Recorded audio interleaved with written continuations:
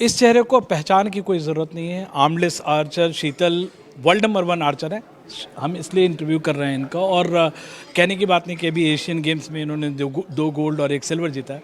और इनके साथ प्रीति हैं, जो और ऐसे बहुत सारे, एक चैम्पियन को बनने में कई सारे लोगों का जो रोल होता है। इनके कोच हैं, प्रीति हैं, इनकी भी कहानी बताऊंगा। लेकिन सबसे पहले आप वर्ल्ड नंबर 1 बनी हैं, आपके लिए कितना बड़ा माइलस्टोन? ये सुनकर मुझे बहुत अच्छा लग रहा है कि मैं वर्ल्ड नंबर 1 बन चुकी हूँ। मुझे बहुत अच्छा महसूस हो रहा है, मतलब बहुत खुशी हो रही है मुझे। अच्छा, आप जब एशियन गेम्स में गई थी और आपको प्लेयर ऑफ द टूर्नामेंट बनाया गया और लोग आपके पास आते थे वहाँ पे फ़ोटो खिंचवाने के लिए, आपको ये फील हुआ कि आप इस दुनिया के सबसे अहम खिलाड़ी हैं? आप एक डायलॉग बार बार बोलती हैं कि इसी में कोई कमी नहीं होती है, सिर्फ थोड़ी मेहनत करनी होती है। हाँ जी, आते थे फ़ोटो वोटो खिंचाने। मुझे बहुत अच्छा लग रहा था कि जब वो मेरे पास आते थे, कहते थे कि अब बहुत अच्छा खेलते हो, बहुत अच्छा शूटिंग करते हो।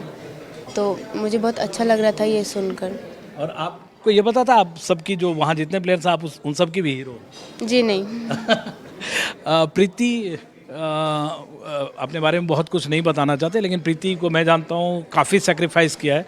और शीतल को एक तरह से स्पॉट करने में जब वहाँ से आई हैं, और एक दो और प्लेयर का हम चाहेंगे कि नाम बताएं जो एनसीए में हैं, आप ही चाहें वो नाम बताएं। मेरे भी पुराने दोस्त हैं, हॉकी के फिजियोथेरेपिस्ट, हॉकी में वो रहे हैं, और उन्होंने काफ़ी खिलाड़ियों को संवारा है। और उस खिलाड़ी का और आपका जो रोल रहा है शीतल को, वो दुनिया को बताया। क्योंकि एक बार जब सक्सेस मिलता है तो कई सारे लोग क्लेम करने लगते हैं, और उनमें जो असली हीरो हैं उनकी कहानी छिप जाती है। सो शीतल को जब हम मिले थे, इट वाज इन 2021 एंड शीतल बैंगलोर आई थी। She wanted prosthetic arms and तब इस बच्चे को हमने बताया था कि प्रोस्थेटिक्स काम नहीं करेंगे, लेकिन उसको प्रोस्थेटिक्स ही चाहिए था।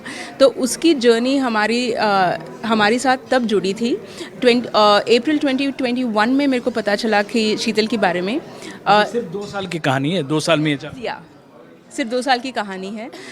जून 2021 में मैं पहली बार शीतल से मिली थी, बैंगलोर में मिली थी। और जब मैं पहली बार मिली थी, मैंने सोचा कि आखिरी मुलाकात होगी, क्योंकि मैं कन्विंस नहीं कर पाई थी उसको कि प्रोस्थेटिक्स चलेगी नहीं। लेकिन उसको बहुत ज़िद थी कि मेरे को प्रोस्थेटिक्स चाहिए था। लेकिन उस दिन से लेकर क्योंकि कुछ लगाव सा बन गया था, जिसे बोलते हैं सोल कनेक्ट ना, तो सोल कनेक्ट बन गया था। And from that day onwards we stood by her. तो हमने सोचा कि हम इसकी कहानी बदल देते हैं। तो इसको हमने इसकी तरह रोल मॉडल से मिलवाया। शेखर नायक करके हैं जो, yes, he is a blind cricket captain. Sharad Gaikwad करके हैं, he is a Paralympian. In fact the beauty is that मैंने ट्विटर पे डाली थी कि जब वो पहली बार उसे मिली थी, सोफ़ा पे बैठी थी, next time after 2 years she met him in China with her medals. तो उसने मेरे को मैसेज किया था कि प्रीति 2 साल में, 2 साल भी नहीं, 1 साल में क्या से क्या हो गई ये लड़की। एंड ये I don't think so she recognised Sharad, but Sharad did recognise her. ये तो इंस्पायर किया। या प्रीति, आपको स्पोर्ट किसने सजेस्ट किया? मैं वो भी जानना चाह रहा हूँ। इसको स्पोर्ट सजेस्ट श्रीकांत अयंगर ने किया था।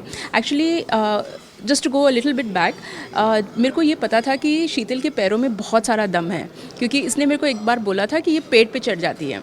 लेकिन ये मेरा गट फीलिंग था कि इसके पैर में स्ट्रेंथ है। तो मेरे को I needed to prove my statement कि हम वैसे भी तीर नहीं चला सकते हैं ना, कि ये तो निशाने पे लग जाता है, लेकिन हमारा तो वैसे ही नहीं लगता है। तो I got in touch with go sports. Go sports ने हमें श्रीकांत अयंगर से कनेक्ट करवाया। श्रीकांत अयंगर ने इनका असेसमेंट किया, जो 2 घंटे तक चला। बड़ी रिगरस असेसमेंट थी। उस असेसमेंट का रिजल्ट था that she scored 8.5 out of 10। पहली बार ये लड़की ने, शी प्लेड हर स्पोर्ट, पहली बार she scored so much, and for the first time we saw so much joy in her face. Post that Srikanth suggested 3 sports. कौन कौन से स्पोर्ट किया था शीतल? आपको कौन कौन सा गेम आपको? तब जब श्रीकांत अयंगर ने जो असेसमेंट किया था, तब उसको ही पूछिए। कौन सा स्पोर्ट? आप फुटबॉल भी खेल सकते हैं? नहीं, उसने फुटबॉल नहीं खेला था, but he did an assessment जहाँ पे सारे स्पोर्ट्स थे। रनिंग करवाया था उसको। उसके पहले उसने कोई स्पोर्ट्स खेला नहीं था। उसका स्पोर्ट था कि वो पेड़ पे चढ़ती थी। उसका स्पोर्ट ये था कि वो पकड़म पकड़ी खेलती थी।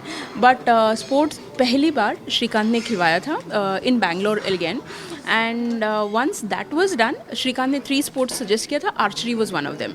एंड अगेन कुलदीप सर से हमें कनेक्ट करवाया गया था कि archery was the one that was frozen, so Kuldeep sir was the one who he had identified. से मैं उस समय भी बातचीत की थी जब आप गोवा गई हुई थी नेशनल्स खेलने, आम जो आर्चर्स हैं उसके साथ। ये आप जैसे पैरों से कहते हैं, आपके पैर में बहुत जान है, इनफैक्ट आप मेंटली मुझे लगता है बहुत स्ट्रांग है। क्या अलग करती हैं, मतलब क्या एक्सरसाइज, जैसे बाकी को तो हाथ से करना पड़ता है, आपके लिए क्या एक्सरसाइज? नहीं, मैंने ऐसा कभी नहीं सोचा कि मैं सबसे अलग हूँ, ऐसा मैं कभी सोचती नहीं हूँ। और किसने मुझे अलग होने का एहसास भी नहीं दिया है।